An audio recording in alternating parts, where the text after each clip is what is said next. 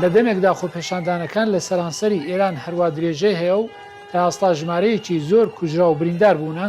ڕێکخراوی ئەمنیستی ئینتەرناشناڵ لێخۆشبوونی نێونەتەوەی پێنجشەممە لە نوێترین زانیاری و هەڵوێستی خۆی سەبارەت بەم دۆخە ئێران ئاماژە بە کوشتنی نەوجەوانان دەکات و دەڵێت کوشتنی نایاسایی لانیکەم 24 منداڵ لەلایەن هێزە ئەمنیەکانی ئێرانەوە ئەم مەسەلەیە زیاتر زەق دەکاتەوە کە مەبەستی کوشەندەی دەسەڵاتداران بۆ لەناوبردننی ئەو ناڕازایەتیە گەلێک بەرفرەوان و هێشتاش بەردەوامە کە بەهۆی کوژرانی ژینە ئەمینی سەری هەڵدا و گەشەی سند.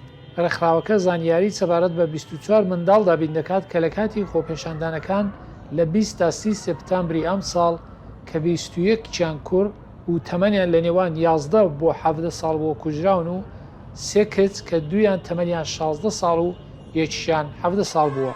لە هەمان کاتدا خامنەئی لە وتاری سێشەممەی بۆ کۆمەڵک لە کارڕەدەستان هەموو خۆپێشاندەرانی وەک یەکچاو لێ نەکردن و بە ئاشکرا بەشێکی تۆمەتبارکردن کە لەگەڵ دوژمن دەستیان هەیە. بعضیا یا عامل دشمنند هەندێک لەو کەسانە ڕاستپاردەی دوژمن و ئەگەر نەبن ئەوە بە ئاراستەی دوژمندا هەوڵ دەدەن بە هەمان ئامانجی دوژمن دەچنە سەر شەقامەکان. هەندێکیان لەگەڵ دوژمن نین تەنها لە ڕووی سۆزەوە ئەو کارە دەکەن. ئەم دوو گروپان ناتوانرێت بە هەمان شێوە حکمیان لەسەر بدرێت. پێویستە ئەم گروپەی دووەم بەکاری کولتوری چارەسەر بکرێن. لەو کۆبنەوەدا کە سەرۆککۆماری ئێران ئیبراهیمی ڕەیسیش بەشدار بوو خامنەی جەختی کردەوە کە دەستەی دووهەم دەبێت بەشی داد بە شێوەیەکی جددی لەگەڵیان هەڵس و کەوت بکات. نه مەسئولین قەزایی و ئەمنیەتی بەڵام لە بەرامبەر تاقمی یەکەمدا دەستگا دادوەری و ئەمنیەکان دەبێت کاری خۆیان بکەن. هەندێک کەس دەڵێن با دۆخەکە ئەمنیەتی نەکرێت. بەڵێ ئێمە لەگەڵ ئەوە داین نابێت کەش و هەوای وڵات تا بکرێت ئەمنیەت زاڵ نەبێت. بەڵام کاری ڕۆشنبیری جێگەی خۆی هەیە، کاری دادوەری و ئەمنیش جێگەی خۆی هەیە. بەڵام لە هەمان کاتدا لەم سەر هەڵدانە کە خانمان بوونەتە پێشڕە و گەلێک جاریش بەڕاپەڕینی ژینە پێناسە دەکرێت ئەوانی هێناوەتە سەر و بیرۆکەیە کە دەبێت بە شێوازی جۆرا و جۆر هەوڵی خوان بۆ بەشداری لا خۆپێشاندانەکاندا بدەن. خانمای ئیرانی کە نەمیتونیت بیایت ئەو خانمە ئێرانیانەی کە ناتوانن بێنە گۆڕەپانەکە بۆ هاوسەرانتان و براکانتان دەتوانن کۆکتۆل مۆلۆتۆف دروست بکەن. بە هەر شێوەیەک دەتوانن یارمەتیان بدەن تا بێنە مەیدان و پشتیوانیان لێ بکەن و ورەیان پێ بدەن. ئەو خۆپێشاندەرە دەژڵێت دایم ڕژیم لە هەوڵدا بۆ هەم خانمان و هەم پیاوان سەرکوت بکات و سوکاتیشیان پێ بکات.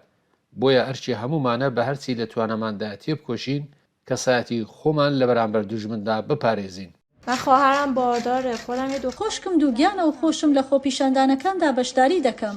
بەڵام لاواز و ناتوانم لە ڕووی جەستەییەوە ڕوبەڕووی هێزەکان ببمەوە. بەڵام ئەوە بۆ کەسانێک ساز دەکەم کە بتوانن لە تێکەڵچوونەکاندا بەشدار بن بۆ براکەم و بۆ هاوسەرەکەمیشی ساز دەکەم. هۆی هەموو ئەم بەربەرەکانیە وەگەڵ توێژەرە دەڵێت ئەوەیە کە لە ڕاستیدا خەڵک بە شۆڕشی 1970 زاینی زەرمەند هاتنە دەر.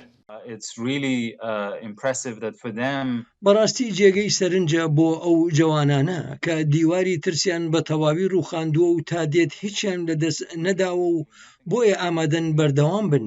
ئەمە زۆر جیاوازە لەنەوەی پێشوو کە منداڵی ئەو شۆڕژگێڕانە بوون کە شای ئێرانیان لە ساڵی 1970دا ڕووخاند. ئەو جوانانە لە بنەڕەتدا تێدەگەن کە گۆڕانکاری بنەڕەتی زۆر جار خەم و پەژاری لێ دەکەوێتەوە و دۆخی خەڵکی ئێران دوای شۆڕش لە بنەڕەتدا خراپتر بوو چونکە نەک هەر ئەو ئازادیە سیاسیانیان بەدەست نەهێنایەوە کە لە شۆڕشدا بە دوایدا بوون، بەڵکو دۆخی ئابووری و کۆمەڵایەتی و ئازادی کولتوریشیان لە دەستدا.